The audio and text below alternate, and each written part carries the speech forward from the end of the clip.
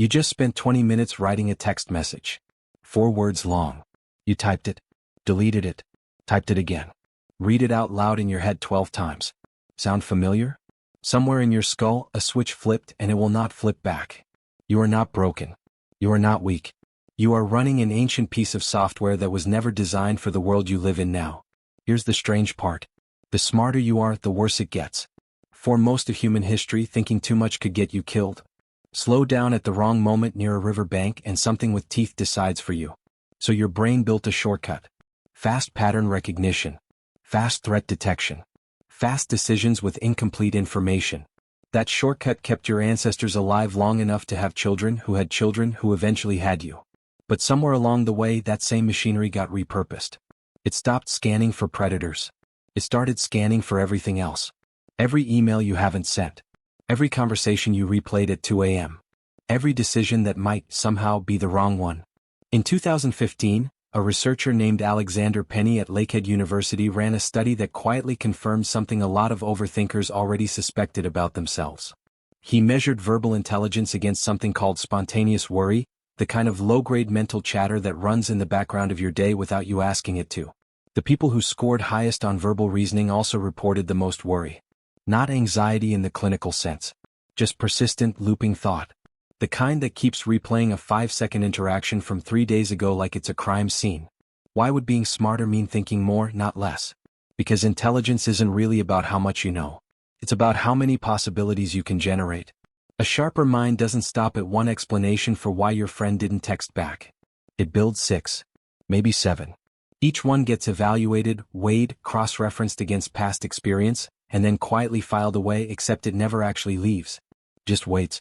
Ready to resurface the second you're lying in bed with nothing else to distract you. This is where a psychologist named Susan Nolen-Hoeksema enters the story. In the 1990s, she coined a term that would go on to define an entire field of research. Rumination. Not the kind cows do. The kind minds do, when they get stuck replaying a problem instead of solving it. Nolen-Hoeksema found something specific. Rumination doesn't actually help you process difficult emotions faster. It does the opposite. It keeps the emotional wound open longer, because every replay reactivates the original feeling without producing a new solution. Think about that for a second. Your brain believes it's problem-solving. Feels productive. It feels like vigilance, like responsibility, like taking something seriously. But mechanically, it's closer to picking at a scab. Nothing heals. It just keeps bleeding a little on schedule every time you touch it again. So if overthinking doesn't actually solve anything, why does it feel so necessary? Because somewhere in your evolutionary wiring, more analysis used to equal more safety. A caveman who considered every possible danger before crossing open ground lived longer than one who didn't. Overthinking was insurance. It was the mental equivalent of checking the exits before you sit down in a restaurant. Except the restaurant in this case is a text message. Or an email you sent to your boss. Or a joke you made 2 Tuesdays ago that maybe, possibly, landed wrong. Your brain hasn't updated its threat list. It still treats social miscalculation like physical danger because for most of human history, that's exactly what it was. Getting cast out of your tribe wasn't an inconvenience. It was often a death sentence. No group, no food, no protection. So the part of your brain responsible for social standing is wired with the same urgency as the part that watches for predators. That's why an unanswered text can trigger the same low hum of dread as an actual emergency. Your nervous system genuinely cannot tell the difference. There's an economist named Herbert Simon who spent decades studying how people actually make decisions, as opposed to how they're supposed to make them. He introduced a concept called satisficing, a blend of satisfy and suffice. Most decisions, he argued, don't need the best possible answer. They need a good enough one reached quickly so you can move on with your life. The alternative, what he called maximizing, means chasing the theoretically optimal choice every single time. Sounds smart. Sounds thorough. It's exhausting. Maximizers take longer to decide. They report lower satisfaction with their choices, even when the choices are objectively better. Because the moment you commit to finding the absolute best option, every alternative becomes a haunting. What if the other job was better? What if you'd phrased it differently? What if there was a smarter path you didn't take? Intelligence gives you the horsepower to imagine all those alternate timelines in vivid, specific detail.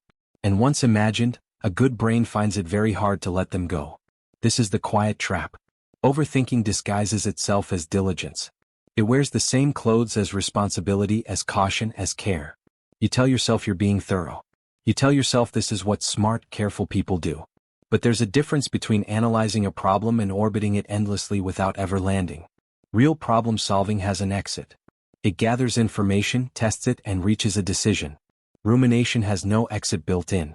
It's a loop with no terminal condition, running because it once resembled safety, not because it currently produces any. So what do you actually do with a mind like this? You cannot outthink your way out of overthinking. That's still the same machine, just aimed at itself. What actually works is closer to interruption than argument.